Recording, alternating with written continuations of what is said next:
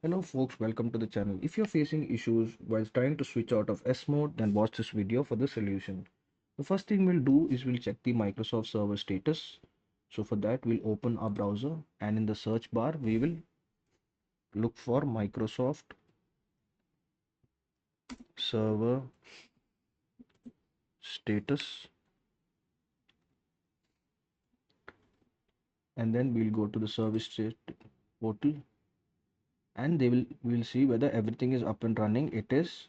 So that shouldn't be the issue. Then the next thing we'll check is to sync the date and the time. We'll see the date and the time are correct. So for that, we'll right click on the start button, go to settings, and we will go to time and language.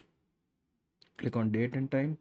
Make sure these two buttons are in the on position. If they are not, then you can manually select the city you're in the world. And once you do that, you need to click on sync now. And if you see the tick mark, then you should be able to switch out of S mode. If not, the last thing you can do is run a Windows update.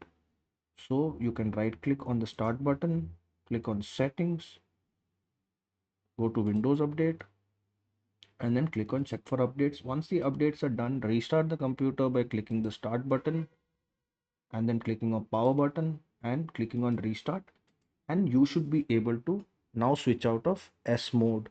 If this video helped you, then kindly subscribe to the channel. Enjoy your day.